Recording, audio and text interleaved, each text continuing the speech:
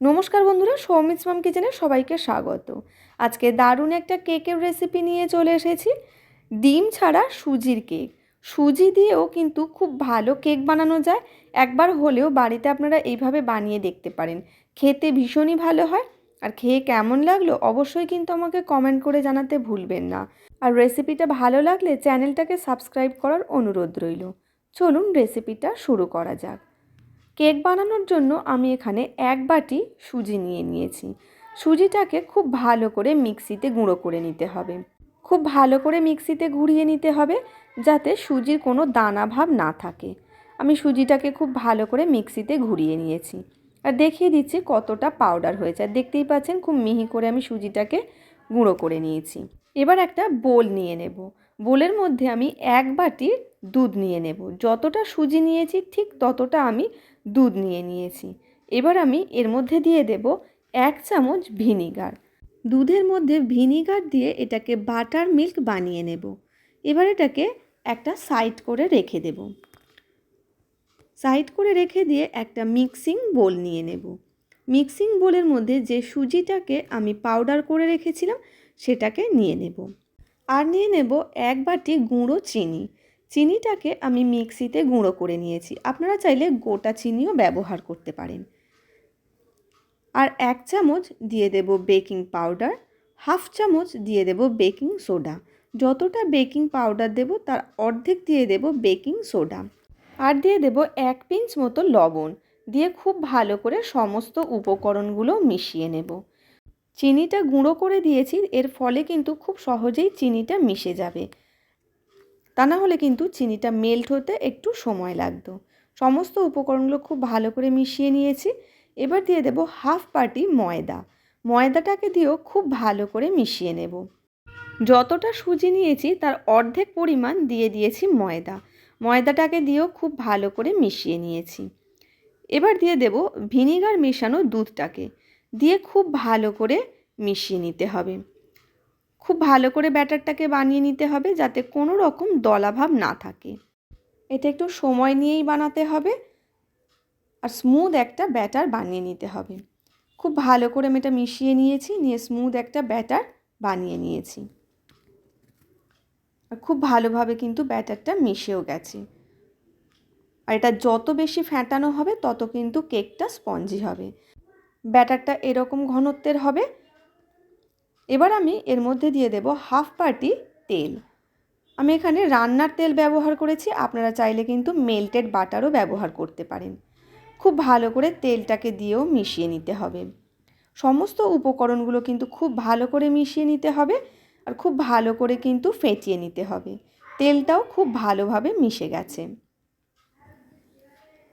তেলটাও খুব ভালো করে মিশে গেছে। এবার আমি এর মধ্যে দিয়ে দেব 1 চামচ ভ্যানিলা এসেন্স।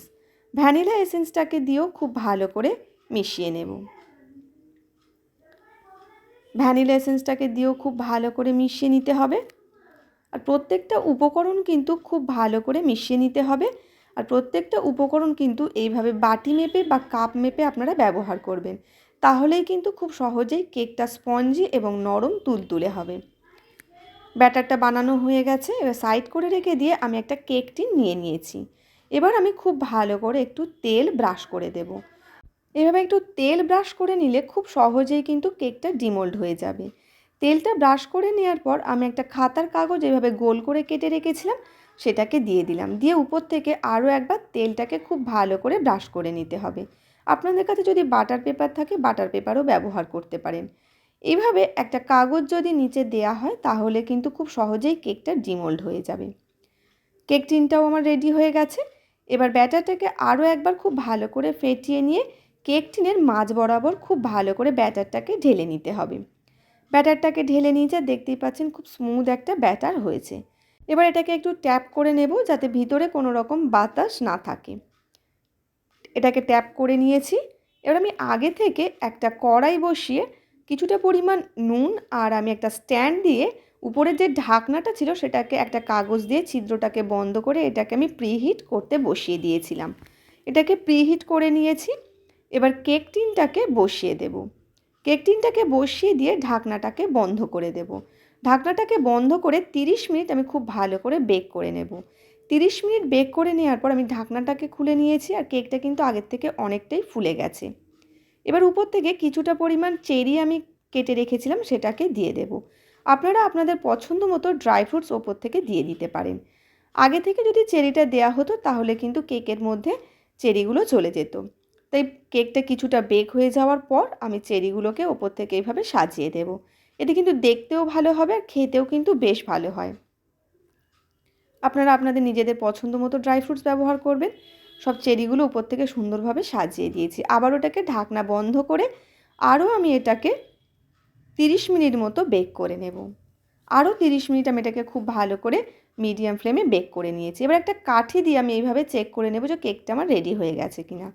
কাঠিতে কিন্তু কোনো রকম ব্যাটার লেগে নেই, তাহলে বুঝতে হবে কেকটা আমার রেডি হয়ে গেছে। এবার ওভেন থেকে কেকটাকে নামিয়ে নিয়েছি। এবার আমি একটা ছুরি নিয়ে নেব, নিয়ে সাইড থেকে এইভাবে কেকটাকে ছাড়িয়ে নিতে হবে। কেকটাকে এইভাবে একটু ছাড়িয়ে নিয়ে উল্টে দিলেই এটা কিন্তু ডিমোল্ড হয়ে যাবে। কেকটাকে আমি একটা ছুরি দিয়ে ছাড়িয়ে নিয়েছি। এবার একটা প্লেট নিয়ে নেব, প্লেটের মধ্যে আমি কেকটাকে এইভাবে কেক টিনটাকে উল্টে দেব, উল্টে দিয়ে আমি এটাকে ডিমোল্ড করে নেব। খুব সহজেই কিন্তু কেকটা ডিমোল্ড হয়ে যাবে। এবার যে কাগজটা ছিল উল্টো দিকে সেই কাগজটাকে তুলে ফেলে দেব। কাগজটাকে তুলে নিয়েছি। কাগজটা তুলে নেওয়ার পর দেখতেই পাচ্ছেন কেকটা কিন্তু একটুও পুড়ে যায় না, দেখতেও কিন্তু বেশ সুন্দর হয়েছে। আর কেকটা দেখতেও খুব ভালো হয়েছে, দেখতে যত ভালো তার থেকে খেতেও কিন্তু অনেক ভালো হয়। এবার কেকটাকে আমি কেটে নেব, কেটে দেখিয়ে দিচ্ছি কতটা স্পঞ্জি আর কতটা নরম তুলতুলে হয়েছে। এইভাবে ডিম ছাড়া সুজি দিয়ে কেকটা একবার হলেও বাড়িতে বানিয়ে দেখতে পারেন। খেতে কিন্তু ভীষণই ভালো হয়, আর খুবই নরম হয়, আর খুব স্পঞ্জিও হয়। কেকটা কেটে নিয়েছি, আর দেখতেই পাচ্ছেন খুব নরম তুলতুলে হয়েছে, আর ভিতরটা কিন্তু বেশ জালিদার হয়েছে, আর বেশ কিন্তু কেকটা ফুলেও গেছে। এটা খেতেও কিন্তু ভীষণই ভালো হয়। একবার হলেও বাড়িতে এইভাবে বানিয়ে দেখতে পারেন, আর খেয়ে কেমন লাগলো অবশ্যই কিন্তু আমাকে কমেন্ট করে জানাতে ভুলবেন না। আর রেসিপিটা ভালো লাগলে লাইক, শেয়ার ও সাবস্ক্রাইব করার অনুরোধ রইল। আর নতুন বন্ধু হয়ে থাকলে অবশ্যই পাশের বেল বাটনটা প্রেস করে রাখবেন, তাহলে সবার আগে নোটিফিকেশান পৌঁছে যাবে। ধন্যবাদ।